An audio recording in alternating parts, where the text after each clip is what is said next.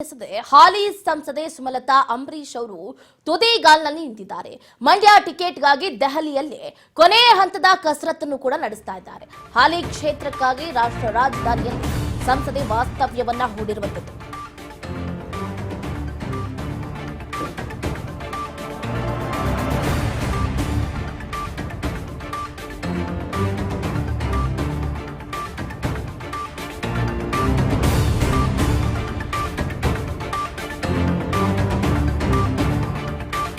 ಪಟ್ಟು ಸಡಿಲಿಸಿದ ಹಾಲಿ ಸಂಸದೆ ಸುಮಲತಾ ಅಂಬರೀಶ್ ಅವರು ಮಂಡ್ಯಕ್ಕಾಗಿ ಪಟ್ಟಿಡಿದು ಬಿಟ್ಟಿದ್ದಾರೆ.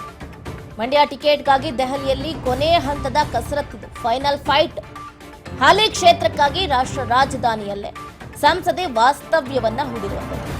ನಿನ್ನೆ ಜೆಪಿ ನಡ್ಡಾ ಅವರನ್ನ ಭೇಟಿ ಮಾಡಿ ಮಾತುಕತೆಯನ್ನ ನಡೆಸಿದ್ರು. ಸುದೀರ್ಘವಾಗಿ ಡಿಸ್ಕಷನ್ ಅನ್ನ ನಡೆಸಿದ್ದೀನಿ ಅನ್ನುವಂತಹ ಹೇಳಿಕೆಯನ್ನ ಕೂಡ ಕೊಟ್ಟರು. ಎಲ್ಲೋ ಒಂದು ಕಡೆ ಮೌನವನ್ನ ಮುರಿದ್ರ ಸುಮಲತಾ ಅಂಬರೀಶ್ ಅನ್ನುವಂತಹ ಪ್ರಶ್ನೆಯೂ ಕೂಡ ಉದ್ಭವ ಆಗ್ತಾ ಇದೆ.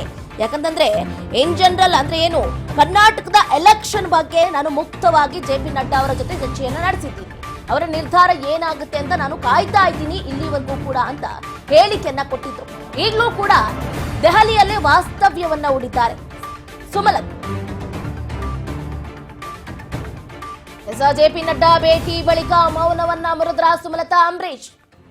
ಈಗಾಗಲೇ ಕರ್ನಾಟಕದಲ್ಲಿ ಲೋಕಸಭೆ ಚುನಾವಣೆಯಲ್ಲಿ ಕುತೂಹಲ ಕೆರಳಿಸ್ತಾ ಇರುವಂತಹ ಕ್ಷೇತ್ರ ಅಂತಂದ್ರೆ ಅದು ಮಂಡ್ಯ ಲೋಕಸಭಾ ಕ್ಷೇತ್ರ ಅಂತಾನೆ ಹೇಳ್ಬಹುದು. ಈಗಾಗಲೇ ಚುನಾವಣಾ ವೇಳಾಪಟ್ಟಿ ಕೂಡ ಘೋಷಣೆ ಆಗ್ಬಿಟ್ಟಿದೆ.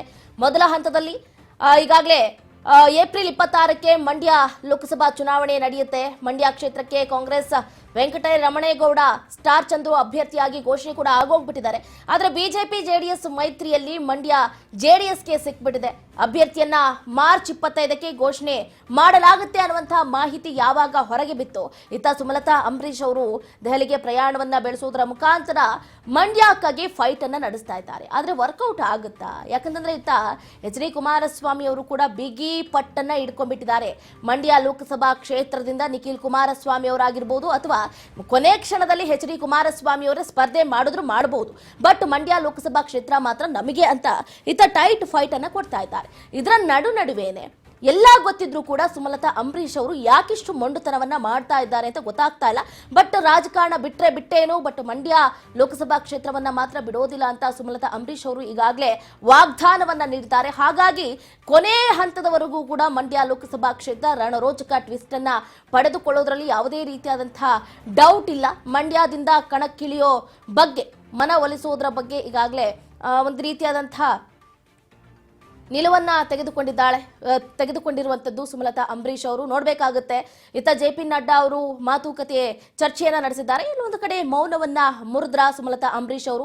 ಜೆಪಿ ನಡ್ಡಾ ಅವರು ಏನು ಉತ್ತರವನ್ನ ಕೊಟ್ಟರು, ಸಮಾಧಾನವಾಗಿ ಇರಿ, ಮುಂದಿನ ದಿನಗಳಲ್ಲಿ ಒಂದು ಉತ್ತಮ ನಿರ್ಧಾರವನ್ನ ತೆಗೆದುಕೊಳ್ಳೋಣ ಅನ್ನುವಂತಹ ಮಾತುಗಳನ್ನು ಕೂಡ ಆಡಿದ್ದಾರಂತೆ. ನೋಡ್ಬೇಕಾಗುತ್ತೆ ಏನಾಗುತ್ತೆ ಎತ್ತ ಅಂತ. ಮತ್ತಷ್ಟು